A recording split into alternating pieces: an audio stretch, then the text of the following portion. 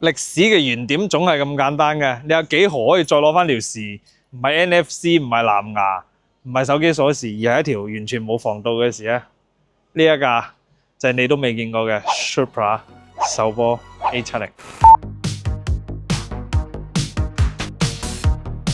咁 A70你應該唔知係咩嘅，因為你印象中嘅 Supra 係生咁嘅樣嘅，或者再舊少少嘅時候佢生咁嘅樣。呢個就係90，呢個就係80。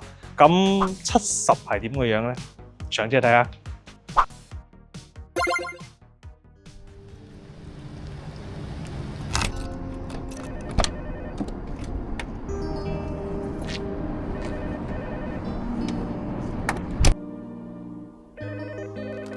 喂，係我過嚟揾你啊！我而家要出去喎，你喺邊度啊？我俾電話你啊。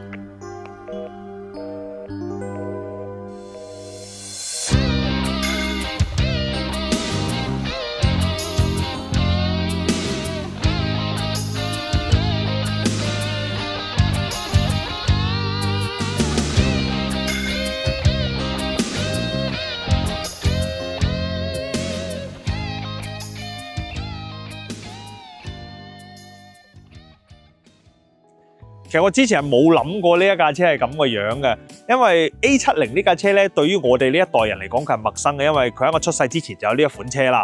咁然後呢一架車咧，亦都係最唔出名嘅，因為大家知道 Supra 呢架車肯定係牛魔王，係咪？咁啊，包括新款嗰啲咁啊，多咗後生仔會知啦。但係 A70係咩咧？其實好多人唔明佢嘅意義喺邊嘅。咁實質上咧，其實Supra 咧以前唔係一個獨立車系嚟，佢會寄生喺 Celica 上面有個叫 Celica Supra 咁樣一代車，咁亦都去到A70呢一代咧，佢先至有咗獨立嘅基礎，咁啊做咗呢一架車出嚟嘅。咁其實好多人會覺得 Supra 呢架車係好惡嘅、好爛仔嘅。你睇牛魔王啊，做馬力係嘛，做到好大啦。It's a Supra！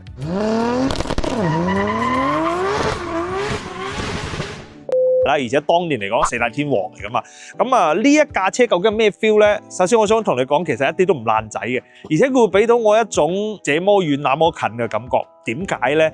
即係因為你覺得呢啲其實已經係幾廿年前嘅車咧，佢應該冇咩嘢先進嘅嘢，或者同我哋而家新能源車或者啲新款車咧係冇乜拉楞嘅。咁但實際上咧，你會見到，譬如呢架車開門嘅把手，你會發覺，好似依家興緊嘅喎。我哋而家啲新能源車有呢一種把手嘅喎。然後你都會估唔到話咁多年前呢架車咧，佢會有電子避震嘅，個儀表咧都做得好科幻啦，佢會有一個 3D 立體嘅 feel 啦。咁其實呢種 feel 咧喺日本車入邊係持續咗好多年嘅，所以喺嗰個年代嚟睇，我覺得好靚嘅架車，好有未來感嘅。ETC カードを入れてください。咁跟住咧，你見到佢嗰陣可能係冇嗰啲一鍵升窗啊，但係佢會用咗個物理嘅方法咧，幫你做咗呢一壇嘢。你見到好多嗰啲掣啊，其實用起身係幾巧妙㗎，你知唔知啊？咁所以其實呢架車我覺得好多嘢話好似而家係用緊嘅喎，但係其實幾年前亦都喺度用緊，即係呢種感覺好穿越，你知唔知？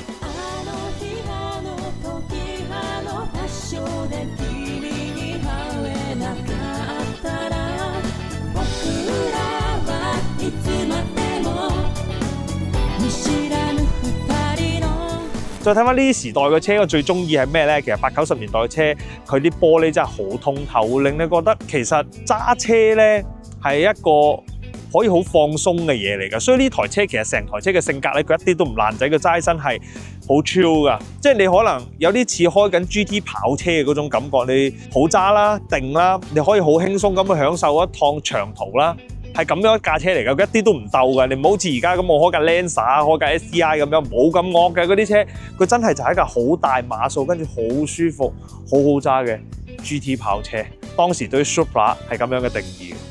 你睇到後邊呢份玻璃咧，好靚㗎，一路去到後排嗰個位嘅。跟住呢架車你話絕對尺寸唔會好大，但係呢個後排坐到人。咁你坐喺後邊就覺得哇好通透，跟住個後排座咧都算係比較之 fit 嘅。攞命嘅係咩咧？呢架車咧尾門係揭背嘅，咁揭之後咧，其實呢入邊個座艙空間咧擠到嘢，所以呢架車咧其實係我覺得係未有所謂嘅旅行車之前咧，其實呢架咧都係一架好好嘅旅行跑車嚟嘅，因為佢確實係好睇嘅同時咧，呢入邊都仲係見使嘅，而且呢隻後雨刮咧做得相當 JDM 啦，即係好啱嗰個氣候地區要用嘅車。所以哪怕佢係一架手波車啦，咁其實你揸起身都係好輕鬆嘅，因為呢架係一架脾氣好好嘅車，好好相處嘅車，係一架好適合揸去長途旅行嘅 GT 跑車。